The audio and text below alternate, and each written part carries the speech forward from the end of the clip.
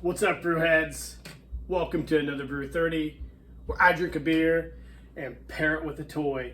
Tonight we are trying a beer for the very first time. I've had it for probably about 2 or 3 weeks now, and I'm just now getting ready to try it. I'm excited to share that beer with you guys, and it is Waking the Witch from Warpig'S Brewing Company. As you can see here, super dope can art as always from Warpig. For those of you guys who aren't familiar with Warpig'S Brewing Company, it's a joint collaboration between Three Floyds and McKellar Brewing, and they're making some of the best beers around right now. I've sampled a few of those on this channel, and tonight we're going to be doing this Waking the Witch. Now, it is a blackened imperial IPA. It comes in at around 8.25%.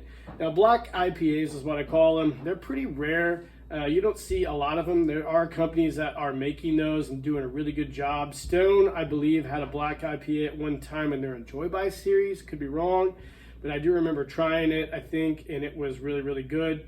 I know Pipeworks has another black IPA that is really good as well. But tonight we are trying one from Warpig'S Brewing Company, and I'm really, really excited because I found it at a local liquor store, and I'm ready to try this thing. So it says on the can, from across space and time, bearing long forgotten truths of futures past, here chanced the witch, stirred from her fitful slumber, the sleeper has awakened. So that's a pretty cool little deal on the can. So as always, we pair these with a toy, and tonight we're going to be pairing it with a character who is no stranger to witches because he flat out starches those bitches, and that is Hellboy. This is my Hellboy figure from Mezco Toys. Probably about 12 years ago these came out, maybe a little longer than that. I have all the characters. Now, Hellboy is one of my favorite comic book characters of all time. I was fortunate enough to have all the comics. I have all the library editions and probably most of the graphic novels and just novels. Love Hellboy. The movies are complete trash, but I love the character from the comic books. Mike Mignola, the creator of Hellboy for Dark Horse Comics, a great artist, also a little crazy. A little crazy during the last election cycle in COVID, which a lot of artists apparently did. But that's okay. I don't hold that against them. We all go crazy from time to time. I love Hellboy, though. It's probably my top 3 comic book characters of all time. It's on my Mount Rushmore. And like I said, he is a witch killer, and he's a great pairing for this Waking the Witch Black IPA. So, like I do with a lot of my doubles, we'll put these fancy tulip or snifter style glass here and try this baby. Let's open the can. Nice. And like I say all the time, there's no right or wrong way to pour beer. You pour your beer the way you want. I'll pour my beer the way I want, and we'll still be friends. That's how everybody should operate their life. You can have disagreements and still be friends. That's important to most people, and definitely important to me. So, like I said, double black IPA, 8.25% alcohol by volume. I believe it's 69 IBUs. I actually did some research before I did this review. A lot of these reviews I do, if you guys can't tell, are just, I pull them out of my ass. So, which is what I like to do with most of my videos. I don't really prepare for anything.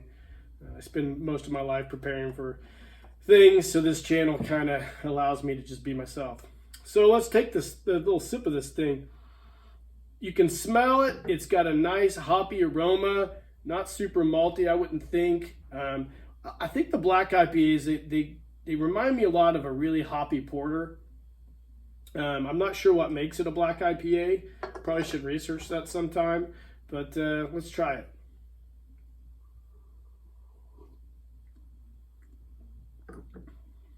Ooh.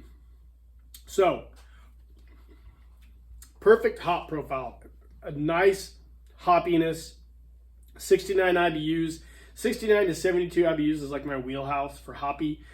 This is great. Now, the malt and almost a little bit of nuttiness. Like I said, it's kind of like a porter, but not nearly as nutty as a porter would be.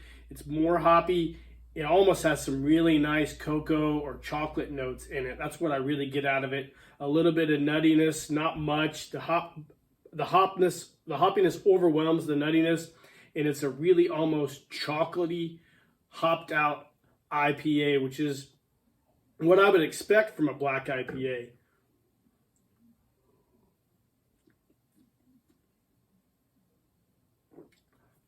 Super well balanced.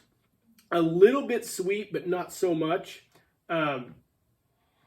You can smell, it smells just like an IPA. Maybe a little more of, like I said, a chocolate type smell, but drinks like a really dark, smooth, chocolatey IPA is what I would call it.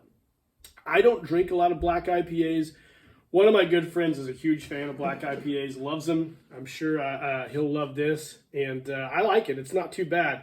I wouldn't drink a lot of these just because it's a little more heavier to me than what I'm really used to drinking. But like I said, this is a really great beer. I think it's a home run for Warpig'S Brewing. It's definitely one of the better black IPAs that I've had. I would rate the Stone. I think they did an Enjoy By Black IPA one year, which was the best black IPA I've ever had. But again, that's Stone Brewing, so what do you expect? So yeah, I think this is great. I'd give this out of 5 stars. I'd give it like a 3.5 probably. It's awesome, well balanced, smooth, a little chocolatey, a little heavy. 8.25%. This would be a good beer just to have on a nice chilly night when you're sitting here watching those crappy Hellboy movies with one of my favorite comic book characters of all time, Hellboy. So guys, hope you enjoyed the review. This is Waking the Witch from Warpig'S Brewing Company. And great beer, great brewery. And guys, hope you're doing great out there. Cheers.